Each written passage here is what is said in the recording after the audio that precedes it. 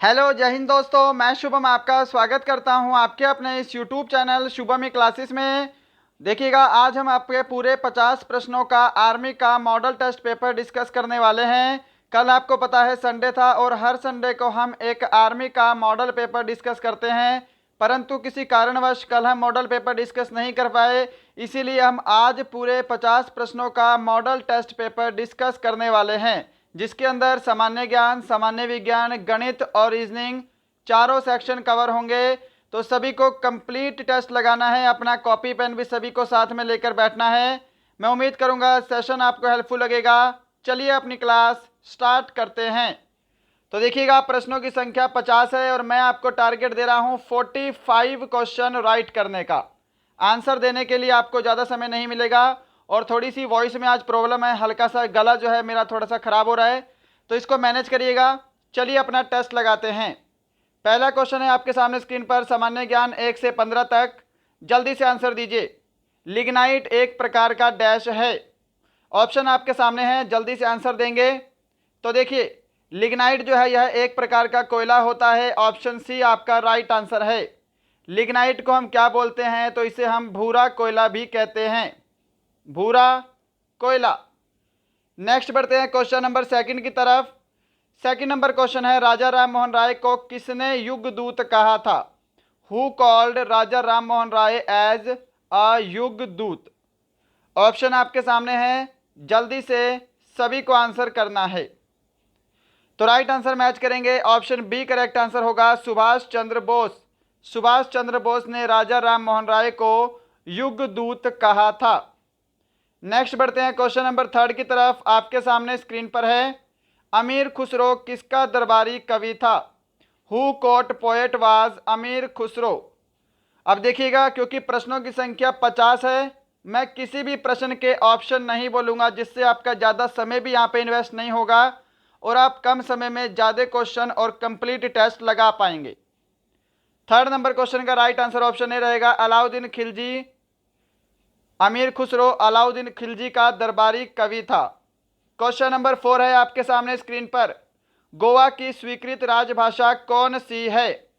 चलिए आंसर दीजिएगा, what are the accepted official language of Goa? तो बिल्कुल राइट आंसर जिन्होंने ऑप्शन सी को दिया है, कोंकणी, उनका आंसर बिल्कुल राइट है। क्वेश्चन नंबर 5 है जी आपके सामने, नियाग्रा जलप्रपात किस देशों की सीमा पर स्थित है? चलिए जल्दी से इस प्रश्न का आंसर दीजिए। ऑप्शन आपके सामने हिंदी में अवेलेबल है, आंसर देंगे।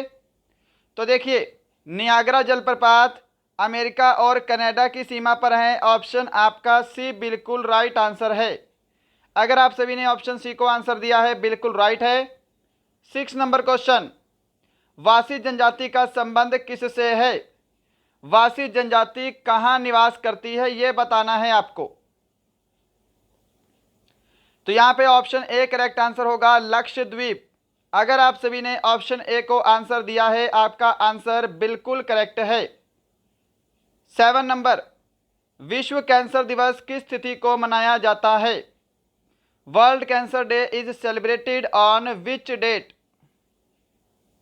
सही जवाब रहेगा इसका ऑप्शन डी, 4 फरवरी को विश्व कैंसर दिवस मनाते हैं। क्वेश्चन नंबर 8 पर चलते हैं जल्दी से। टेस्ट लग रहा है तो मैं किसी भी प्रश्न की डिटेल में आज नहीं जाऊंगा, क्वेश्चन आंसर डायरेक्ट, राइट। फिर कॉपी पेन लेकर बैठिएगा, मैथ और रीजनिंग भी सॉल्व करेंगे बिल्कुल बेस्ट तरीके से। आंसर दीजिए इसका। गोल्फ खिलाड़ी विजय सिंह डैश देश के हैं? आपके आर्मी में ये वाला प्रश्न पूछा जा चुका है। राइट आंसर ऑप्शन ए रहेगा, फिजी। क्वेश्चन नंबर 9, विश्व में महाद्वीपों की कुल संख्या कितनी है? तो टोटल कॉन्टिनेंट्स कितने हैं? 7 है। ऑप्शन डी राइट आंसर है। क्वेश्चन नंबर 10, विश्व खाद्य संगठन का मुख्यालय कहाँ स्थित है? Where is the headquarter of world food organisation located? Option D right answer होगा, रोम। क्वेश्चन नंबर 11, प्रसिद्ध पुस्तक लाइफ डिवाइन के लेखक कौन है? Who is the author of the book life divine? जल्दी से आंसर दीजिए जी। तो सही जवाब रहेगा आपका option C Arvind Ghosh. Life divine के लेखक कौन है? तो अरविंद घोष हैं। क्वेश्चन नंबर 12, 1829 में सती प्रथा का उन्मूलन किसने किया था? 1829 में सती प्रथा का उन्मूलन किसने किया था? सही जवाब ऑप्शन ए रहेगा Lord William Bentinck. Question number 13 सामने है। निम्नलिखित में से कौन सा शहर ताप्ती नदी के किनारे स्थित है? चलिए थोड़ा जल्दी आंसर दीजिएगा। Which of the following city is situated on the banks of Tapti river? Option C correct answer रहेगा सूरत। 14 नंबर पे चलते हैं। घूमर तथा पनिहारी किस राज्य का लोक नृत्य है? चलिए सिंपल सा प्रश्न है और जल्दी से आंसर दीजिएगा। ऑप्शन डी करेक्ट आंसर रहेगा राजस्थान का लोक नृत्य है। ऑप्शन डी बिल्कुल करेक्ट है। इसी के साथ क्वेश्चन नंबर 15 है आपका सामान्य ज्ञान का लास्ट क्वेश्चन। प्रसिद्ध नगर कपिलवस्तु का संबंध किससे है? With whom is the famous city Kapilvastu related? Right answer option A रहेगा गौतम बुद्ध। क्या सभी ने ऑप्शन ए को आंसर दिया है? सेक्शन बी आपके सामने है सामान्य विज्ञान। चलिए क्वेश्चन नंबर 16 है। सामान्य आंख के लिए स्पष्ट दर्शन के लिए न्यूनतम दूरी कितनी होती है? और देखिएगा सामान्य ज्ञान में मैंने एक प्रश्न आपके लिए थोड़ा सा अच्छा ऐड किया है जो कि मैं आपको होमवर्क का दूंगा आगे सामान्य विज्ञान में ही। ठीक है, तो आंसर कमेंट बॉक्स में जरूर करिएगा जब आपका सेशन कंप्लीट हो जाएगा। तो यहां पे ऑप्शन बी करेक्ट आंसर रहेगा 25 सेंटीमीटर। 17 नंबर देखिए क्वेश्चन। बायोगैस में मुख्यतः कौन सी गैस होती है? Which gas is mainly in biogas? Right answer रहेगा option D methane. 18 number question. Scurvy किस विटामिन की कमी से होता है? सिंपल सा प्रश्न है, गलत तो नहीं करोगे। प्रश्न आपके आर्मी लेवल के हैं, कुछ प्रीवियस ईयर के हैं, कुछ नए हैं, कुछ मीडियम है, कुछ इजी लेवल है, इसीलिए टारगेट 45 क्वेश्चन का दिया है। ऑप्शन डी करेक्ट आंसर होगा विटामिन सी की कमी से स्कर्वी रोग होता है। 19 नंबर क्वेश्चन आपके सामने है। आज थोड़ी सी गले में प्रॉब्लम है, थोड़ा सा इसको मैनेज करिएगा। क्लियर? क्वेश्चन नंबर 19 है। कौन सा तत्व हड्डियों एवं दांतों की संरचना के लिए अति आवश्यक है? करेक्ट आंसर ऑप्शन सी रहेगा कैल्शियम। क्या सभी ने कैल्शियम को आंसर दिया है? 20 नंबर पे चलते हैं जल्दी से। पीतल बनाने के लिए तांबे में डैश धातु मिलाई जाती है, बताइए। सही जवाब ऑप्शन डी रहेगा जिंक। 21 नंबर क्वेश्चन देखिएगा। क्लोरोएसिटोफिनॉन किसका रासायनिक नाम है? What is the chemical name of chloroacetophenone? सही जवाब ऑप्शन बी रहेगा अश्रु गैस। टीयर गैस का रासायनिक नाम है क्लोरोएसिटोफिनॉन। Question number 22। चेचक किसके कारण से होता है? अब ये भी आसान प्रश्न है और मैं उम्मीद करूंगा किसी का भी गलत नहीं होगा। Small pox is caused by what? Option A correct answer रहेगा वायरस। मैं उम्मीद करूंगा सभी ने सही आंसर दिया होगा। 23 नंबर क्वेश्चन पे चलते हैं। फलों का अध्ययन क्या कहलाता है? What is the study of fruits called? सही जवाब रहेगा ऑप्शन बी पोमोलॉजी। फलों के अध्ययन को पोमोलॉजी कहते हैं। 24 नंबर देखिए। धान में खैरा रोग किसके कारण होता है? What causes Khaira disease in paddy? तो धान का खैरा रोग जिंक के कारण होता है। ऑप्शन सी आपका करेक्ट आंसर है। 25 नंबर क्वेश्चन आपके सामने है और देखिए ये वाला प्रश्न आपको होमवर्क के लिए दूंगा, ये मैंने आपके लिए स्पेशल ऐड किया है। एंटीजन कितने प्रकार के होते हैं? How many types of antigen are there? Special question add किया है आपके होमवर्क के लिए। और देखिएगा कमेंट बॉक्स में ये भी बताइएगा कि कौन कौन से हैं, कितने प्रकार के हैं और कौन कौन से हैं, उनका नाम भी लिखिएगा। 26 नंबर क्वेश्चन देखिए, सिफिलिस रोग किसके कारण होता है? क्या आंसर करोगे? आंसर ऑप्शन डी करोगे, बैक्टीरिया के कारण होता है, जीवाणु के कारण। 27 नंबर पे चलिए, किसी वस्तु के वेग में परिवर्तन की दर को क्या कहते हैं? What is the rate of change of velocity of an object called? Option C correct answer रहेगा, एक्सेलरेशन। सभी ने सही आंसर दिया है ना? चलिए 28 पर चलते हैं। एकॉस्टिक्स डैश से संबंधित विज्ञान है। Acoustics is a science related to. Option C correct answer रहेगा, ध्वनि। क्वेश्चन नंबर 29 है आपका सामान्य विज्ञान का सेकंड लास्ट क्वेश्चन। किसने सर्वप्रथम यह दिखलाया कि प्रकाश तरंगों का विवर्तन होता है? बताइए जल्दी से। तो सही जवाब रहेगा यहाँ पे ऑप्शन ए, ग्रेमाल्डी। जिन्होंने ऑप्शन ए को आंसर दिया है उनका आंसर यहाँ पर बिल्कुल करेक्ट है। और देखिएगा, अगर आप सभी ने अभी तक हमारी ई बुक्स नहीं ली हैं तो हमारी ई बुक्स को जल्दी से लीजिएगा। इस समय हमारी 2 ई बुक्स अवेलेबल हैं। एक हमारी यहाँ पर सब्जेक्ट वाइज ई बुक है आर्मी स्पेशल, जिसके अंदर 2800 प्रश्न रहेंगे, और एक हमारी ई बुक जो है वो हमारी मॉडल पेपर वाली है। स्क्रीन पर आपको इनका प्राइस दिखाई दे रहा है। अगर आपको हमारी ई बुक चाहिए तो आप क्या कर सकते हैं, आपको यहाँ पे व्हाट्सअप नंबर दिखाई दे रहे हैं स्क्रीन पर। आपको दिए गए नंबर्स पे फ़ोनपे, पेटीएम, गूगल पे से पेमेंट करना है और व्हाट्सअप पर उसका स्क्रीनशॉट भेज देना है।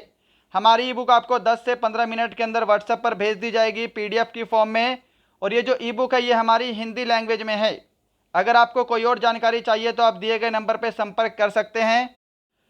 तो बढ़ते हैं क्वेश्चन नंबर 30 की तरफ, और आज का साइंस का लास्ट क्वेश्चन है, पोटेशियम का संकेत क्या है? What is the sign of potassium? सही जवाब ऑप्शन बी रहेगा, के। पोटेशियम का संकेत के है। डब्ल्यू किसका है? तो डब्ल्यू टंगस्टन का संकेत है। तो दोस्तों यहाँ पे आपका सामान्य ज्ञान सेक्शन ए, सामान्य विज्ञान section B complete. Section C है गणित आपके सामने, और इसमें भी ज़्यादा समय नहीं लेंगे, जल्दी से क्वेश्चंस को सोल्व करेंगे। क्लियर? तो बढ़ते हैं सॉल्यूशन की तरफ। आंसर दीजिए इस प्रश्न का। मैं उम्मीद करूंगा प्रश्न सभी को सही से दिखाई दे रहा होगा। चलिए, क्वेश्चन है कि यदि 2 अंकों की किसी संख्या के अंकों का योग 12 हो तथा उनके अंकों को उलटकर बनाई गई संख्या मूल संख्या से 18 अधिक हो तो वह संख्या क्या होगी? ये टाइप आपके एग्जाम में पूछा जा चुका है। तो देखिएगा, क्वेश्चन पढ़ते ही मैं सॉल्यूशन की तरफ डायरेक्ट बढ़ना शुरू करूंगा। हर एक प्रश्न में आपको समय चाहिए तो सेशन को रोक सकते हैं, या फिर मेरे साथ साथ सोल्व करिएगा और मेरे से पहले आंसर दीजिएगा। जब भी आपको ऐसा प्रश्न दिखाई दे मैं आपको बोलूँगा कि आपको ऑप्शन पे जाना है डायरेक्ट, क्योंकि ये वाला प्रश्न ऑप्शन से सिर्फ 1 मिनट का भी नहीं है। आपको एग्जाम में पता होना चाहिए कि कौन सा प्रश्न आपको ऑप्शन से करना है और कौन सा प्रश्न बेसिक से, कौन सा प्रश्न शॉर्ट ट्रिक के साथ। तो देखिए, किसी 2 अंकों की संख्या का योग क्या है? 12 होगा। तो यहाँ पे ऑप्शन सी करेक्ट आंसर होगा। देखिए 5 + 7 क्या होता है? 12 होता है। इनके अंकों को उलट दें तो ये मूल संख्या से 18 अधिक हो जाती है। देखिए ये 5 7 है, इसके अंकों को पलट देंगे तो 7 5 हो जाएगा। इनका डिफरेंस आपको 18 आना चाहिए बस। 15 में से 7 गए 8, 6 में से 5 गए 1। तो ये दोनों ही इक्वेशन इसमें सेटिस्फाई कर रही हैं। ऑप्शन सी आपका करेक्ट आंसर रहेगा। 32 नंबर क्वेश्चन की तरफ चलिएगा जल्दी से। लीजिए, इसमें आपको इकाई का अंक ज्ञात करना है।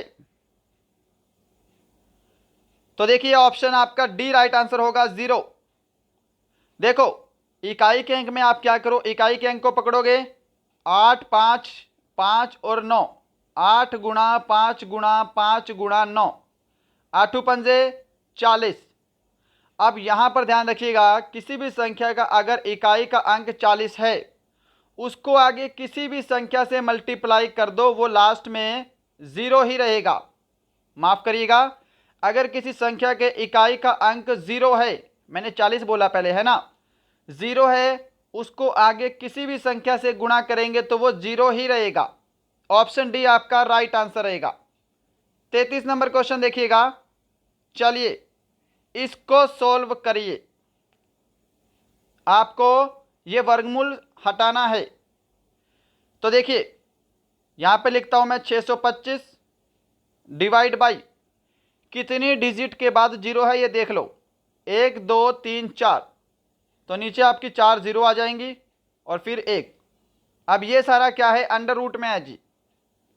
अब इसका अंडर रूट हटाना है तो 625 का वर्गमूल कितना होगा 25, नीचे 10,000 है तो वर्गमूल कितना हो जाएगा, तो ये वर्गमूल हो जाएगा आपका 100, सॉरी नीचे आपका वर्गमूल कितना हो जाएगा, तो ये वर्गमूल हो जाएगा आपका 100। क्लियर। तो देखिए नीचे 2 जीरो है तो 2 डिजिट के बाद पॉइंट आएगा 0.25। ऑप्शन बी आपका करेक्ट आंसर होगा। जिन्होंने ऑप्शन बी को आंसर दिया है उनका आंसर बिल्कुल करेक्ट है। चलें आगे। चलिए 34 नंबर क्वेश्चन देखिए। कि दो संख्याओं का अनुपात 7:9 है जबकि दोनों संख्याओं का अंतर 10 है, बड़ी संख्या क्या होगी। तो यहां पर देखिए एक संख्या क्या है 7 है, एक संख्या है 9 रेशो में। इनका अंतर आपको 10 दिया है तो आप इनके रेशो का अंतर चेक कर लो कितना है, 2 है जी। और प्रश्न में अंतर कितने का है, संख्याओं में 10 का अंतर है तो 2 की वैल्यू 10 के बराबर। तो यहां से एक रेशो की वैल्यू कितनी हो जाएगी, 5 के बराबर। क्लियर। देखिए बड़ी संख्या क्या है, बड़ी संख्या का रेशो कितना है भाई, तो 9 है। अगर एक रेशो की वैल्यू 5 है, यदि एक रेशो की वैल्यू 5 है तो 9 रेशो की वैल्यू कितनी हो जाएगी, 9 multiply by 5, 45। Option C correct answer है। मैं उम्मीद करूंगा सभी ने आंसर सही दिया होगा। क्वेश्चन नंबर 35 देखिएगा, रेशो एंड प्रपोर्शन वाले चैप्टर से है। ये टॉपिक मैंने आपको बिल्कुल कंप्लीट करवाया है।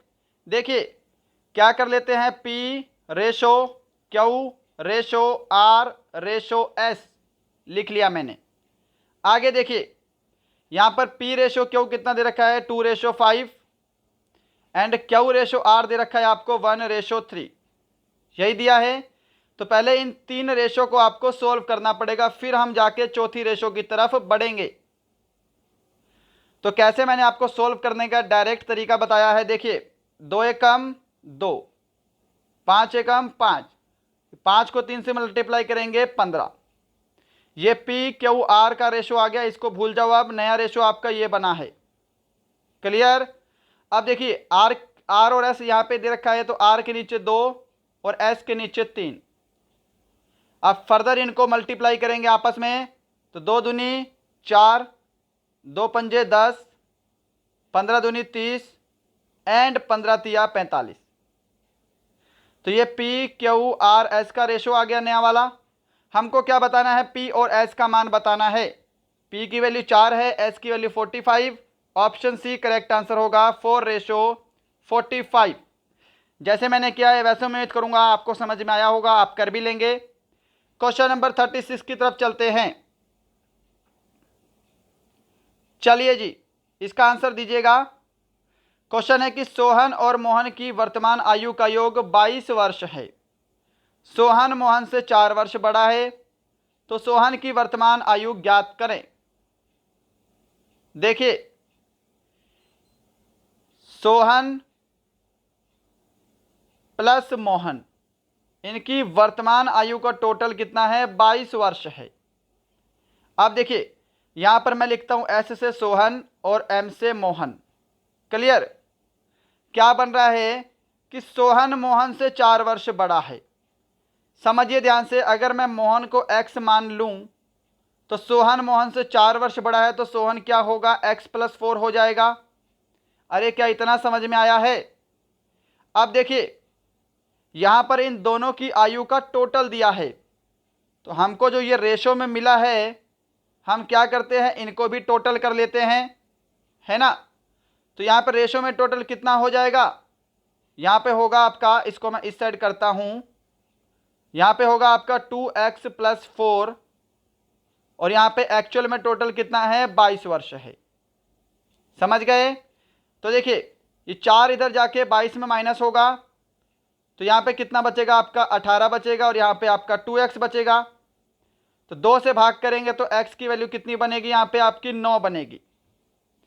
सोहन की वर्तमान आयु बतानी है आपको। देखिए ये x की वैल्यू 9 है, और x तो हमने किसकी आयु मानी थी, मोहन की आयु मानी थी।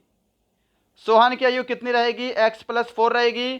तो 9 में आपको 4 और जोड़ देना है, 13 वर्ष आपका राइट आंसर होगा ऑप्शन ए। जिन्होंने ऑप्शन ए को आंसर दिया है उनका आंसर करेक्ट है। 37 नंबर क्वेश्चन। चलिए देखिए ये क्वेश्चन क्या है, थोड़ा लेंथी है, तो इंग्लिश मीडियम वाले इंग्लिश में रीड कर लेंगे। हम प्रश्न को हिंदी लैंग्वेज में सोल्व करते हैं। तो देखिए इस प्रश्न के लिए मैं आपको ट्रिक बताऊंगा, ध्यान रखिएगा। प्रश्न है कि 10 व्यक्तियों के समूह में 60 किलोग्राम के एक व्यक्ति को हटाकर उसके स्थान पर दूसरा व्यक्ति रख लिया गया, जिससे औसत भार 1 किलोग्राम बढ़ गया। नए व्यक्ति का भार ज्ञात करें। ऐसा प्रश्न दिया हो, व्यक्ति का भार बढ़ गया हो, है ना, जो टोटल औसत वजन है वो आपका बढ़ा हुआ दिखाई दे, तो आपको फॉर्मूला लगाना है। देखिए नए व्यक्ति का भार, नए व्यक्ति का भार निकालना है आपको। फॉर्मूला क्या है, पहले कितने व्यक्ति थे, 10 व्यक्ति थे, ठीक है। कितना औसत वजन बढ़ा है, 1 किलोग्राम, तो 1 से मल्टीप्लाई करेंगे, और 60 किलोग्राम टोटल वजन है तो इसमें 60 आपको जोड़ देना है। इतना सा फॉर्मूला है, ये ट्रिक मान लो बस। नए व्यक्ति का भार क्या है, टोटल व्यक्ति 10 ही रहेंगे क्योंकि एक व्यक्ति गया है और एक व्यक्ति आया है, टोटल 10 व्यक्ति हैं। 1 किलोग्राम औसत बढ़ा है तो 10 को 1 से मल्टीप्लाई करेंगे तो टोटल कितने किलोग्राम वजन बढ़ गया, 10 किलोग्राम। 60 किलोग्राम पहले था, 10 किलोग्राम वजन अब बढ़ गया, तो नए व्यक्ति का भार कितना है, 70 kg आएगा, क्योंकि नए व्यक्ति के आने से ही तो ये सारा चेंजेस हुआ है। नए व्यक्ति का भार कितना है, 70 किलोग्राम है। ऑप्शन बी आपका राइट आंसर है। ये आपको ट्रिक ध्यान रखनी है। क्लियर। अगली बार आपको ऐसा क्वेश्चन देखने को मिले तो आप डायरेक्ट करिएगा, 10 व्यक्ति पहले थे, 1 किलोग्राम औसत वजन बढ़ गया, मल्टीप्लाई 1, 60 किलोग्राम पहले वजन था, प्लस 60, यहाँ पे 70 डायरेक्ट आंसर करिएगा। नेक्स्ट क्वेश्चन देखिएगा। अगर आप चाहते हैं इसका बेसिक करवाना तो कमेंट बॉक्स में कमेंट करिएगा, नेक्स्ट क्लास में इसका बेसिक भी बताऊंगा। आज थोड़ी सी गर्दन में प्रॉब्लम है, इसलिए मैं फटाफट से टेस्ट सॉल्व करवा रहा हूँ आपका। कल इसी वजह से आपका टेस्ट नहीं हो पाया था। क्वेश्चन नंबर 38 देखिए, सीता की आय गीता की आय से 10% कम है, तो बताइए गीता की आय सीता की आय से कितने प्रतिशत अधिक होगी। तो देखिए यहां पर एस से लिखते हैं सीता और जी से लिखते हैं गीता। सीता की आय गीता की आय से 10% कम है। अगर मैं गीता की आय को 100 मान लूं, आप कुछ भी मानिएगा, आपका आंसर सेम आएगा। तो सीता की आय कितनी हो जाएगी, 90 हो जाएगी, क्योंकि ये 10% कम है। प्रश्न है गीता की आय सीता की आय से कितने प्रतिशत अधिक होगी। तो यहाँ पे कितनी अधिक है, तो यहाँ पे 10 अधिक है। सीता की आय से पूछा है तो सीता की आय 90 है, नीचे जाएगा और मल्टीप्लाई बाई 100 परसेंटेज के लिए। 0 से 0 कैंसल, 100/9 कितना होगा, 100/9 करो जी जल्दी से सोल्व। 100/9, 9 एकम 9, तो यहाँ पे 11 सही, 1/9% आपका करेक्ट आंसर रहेगा ऑप्शन सी। जिन्होंने ऑप्शन सी को आंसर दिया है उनका आंसर बिल्कुल करेक्ट है। 39 क्वेश्चन आपके सामने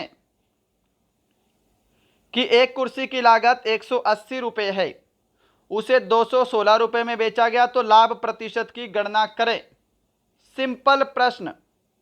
देखिए प्रॉफिट परसेंट का फॉर्मूला पता होना चाहिए, प्रॉफिट इंटू 100 अपॉन क्रय मूल्य। 180 की वस्तु है, 216 रुपये में बेच दी, प्रॉफिट कितने का हुआ, 36 रुपीज़ का। क्लियर। प्रॉफिट इंटू 100, क्रय मूल्य कितना है, 180 रुपये है, जो कि डिवाइड में आ जाएगा। 0 से 0 कैंसल, 18 दूनी 36, 2 दहा 20, तो यहाँ पे 20% का प्रॉफिट हुआ है।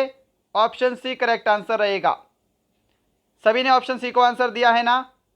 चलिए नेक्स्ट बढ़ते हैं क्वेश्चन नंबर 40 की तरफ। आंसर दीजिए इस प्रश्न का कि कोई धन साधारण ब्याज पर उधार दिया गया, 3 वर्ष में उसका साधारण ब्याज मूलधन का 3/5 हो गया, ब्याज की वार्षिक दर ज्ञात करें। तो देखिए यहां पे आपको ब्याज की दर बतानी है, रेट ऑफ इंटरेस्ट बताना है। फॉर्मूला क्या होता है, सिंपल इंटरेस्ट इंटू 100, नीचे प्रिंसिपल इंटू टाइम। क्लियर। अब देखिए साधारण ब्याज मूलधन का 3/5 है, तो यहाँ पे जो 3 है वो आपका सिंपल इंटरेस्ट है और जो आपका 5 है वो आपका प्रिंसिपल है, मूलधन है। बढ़ते हैं सॉल्यूशन पे। 3 गुणा 100, मूलधन कितना है 5, समय दे रखा है 3 वर्ष। क्लियर। ये 3 से 3 कैंसिल, 5 से कैंसिल करेंगे तो यहाँ पे 20% ब्याज की दर आएगी। कहाँ पे है, ऑप्शन डी में है। ऑप्शन डी राइट आंसर होगा जी। क्या सभी ने ऑप्शन डी को आंसर दिया है। 41 नंबर क्वेश्चन। प्रश्न है कि 15 आदमी 8 घंटे प्रतिदिन काम करके 10 दिन में एक बांध बना लेते हैं। 12 व्यक्ति 10 घंटे प्रतिदिन काम करके कितने दिन में बांध को बना लेंगे। बताइए जल्दी से इस प्रश्न को, जल्दी से आंसर दीजिएगा। और देखिएगा इसका पीडीएफ आपको हमारे टेलीग्राम चैनल पे अपलोड मिल जाएगा। टेलीग्राम चैनल का लिंक नीचे डिस्क्रिप्शन में दिया हुआ है। आप चाहो तो मुझे इंस्टाग्राम पर भी फॉलो कर सकते हो, उसका लिंक भी डिस्क्रिप्शन में है। लाइक शेयर एंड सब्सक्राइब ज़रूर करिएगा। तो डायरेक्ट करेंगे इस प्रश्न को कि 15 आदमी 8 घंटे प्रतिदिन काम करके एक बांध 10 दिन में बनाते हैं, तो डिवाइड बाई 12 व्यक्ति 10 घंटे प्रतिदिन काम करके कितने दिन में बांध को बना लेंगे। कितने दिन में बांध को बना लेंगे, डे। 10 से 10 कैंसिल, 4 दूनी 8, 4 तिया 12, 3 से कैंसिल करेंगे, 3 पंजे 15, 5 दूनी 10, तो टोटल 10 दिन में वो बांध को बना लेंगे। ऑप्शन सी आपका करेक्ट आंसर होगा। आज मैं थोड़ा अच्छे से एक्सप्लेन शायद नहीं कर पा रहा हूँ, थोड़ी सी गले में प्रॉब्लम है, मैं आपको बार बार बोल रहा हूँ, इतना एडजस्ट करिएगा। अगर समझ में आ रहा है तो वेरी गुड, पर टेस्ट बिल्कुल कंप्लीट लगाना है। देखिएगा क्वेश्चन की लैंग्वेज थोड़ी सी लेंथी है, तो इंग्लिश मीडियम वाले इंग्लिश में रीड करें। हम प्रश्न को हिंदी लैंग्वेज में सॉल्व करते हैं कि एक व्यक्ति ए स्थान से बी तक 12 किलोमीटर प्रति घंटे की चाल से जाता है, जबकि बी से ए तक 15 किलोमीटर प्रति घंटे की चाल से वापस आता है। व्यक्ति की औसत चाल बतानी है। औसत चाल यानी कि एवरेज स्पीड। फॉर्मूला होता है 2xy अपॉन में x प्लस वाई। तो सॉल्यूशन देखिएगा, 2 गुणा x कितना है 12 किलोमीटर प्रति घंटा और y कितना है 15 किलोमीटर प्रति घंटा। नीचे x प्लस वाई होगा तो नीचे आपका 27 बन जाएगा। अब इसको कैंसल आउट करिए। देखिए 3 निम में 27, 3 पंजे 15, 3 तिया 9, 3 चौके 12, 5 चौके 20, 20 दूनी 40, तो 40/3 सॉल्व करेंगे तो कितना बनेगा, 13 सही 1/3 किलोमीटर प्रति घंटा। ऑप्शन आपका बी यहाँ पे बिल्कुल करेक्ट आंसर होगा। अगर आप सभी ने ऑप्शन बी को आंसर दिया है तो आपका आंसर करेक्ट है। नेक्स्ट क्वेश्चन देखिएगा, क्वेश्चन नंबर 43 आपके सामने। क्वेश्चन नंबर 43 है कि एक समचतुर्भुज के विकर्ण क्रमशः 16 सेंटीमीटर तथा 12 सेंटीमीटर है, इसका क्षेत्रफल कितना होगा। तो देखिएगा सॉल्यूशन पर चलते हैं। समचतुर्भुज के क्षेत्रफल का फॉर्मूला क्या होता है, 1/2 गुणा d1 इंटू d2, यानी कि जो विकर्ण दे रखे हैं इनका गुणनफल। देखिए 1/2, d1 की वैल्यू 16, d2 की वैल्यू 12। क्लियर। 2 8 16, 12 8 96, तो 96 वर्ग centimetre. Option C correct answer रहेगा। 44 नंबर क्वेश्चन देखिए, सामने स्क्रीन पर है कि एक अर्धवृत्त का व्यास 14 सेंटीमीटर है, इसका क्षेत्रफल कितना होगा, जल्दी से बताइए। तो देखिएगा सॉल्यूशन पे चलते हैं। अर्धवृत्त के क्षेत्रफल का फॉर्मूला क्या होता है, 1/2 पाई आर स्क्वेयर, यही होता है। तो वैल्यू पुट करिए, 1/2 पाई की वैल्यू 22/7। देखिए ये आपका व्यास 14 सेंटीमीटर है, तो त्रिज्या कितनी हो जाएगी, 7 सेंटीमीटर। तो 7 मल्टीप्लाई बाई 7, 2 से कैंसिल करेंगे, यहाँ पे 11 बनेगा। ये 7 से आपका 7 कैंसिल, 11 गुणा 7 कितना होगा, 77। ऑप्शन ए आपका बिल्कुल करेक्ट आंसर है। क्वेश्चन नंबर 45 है आपका मैथ्स का लास्ट क्वेश्चन।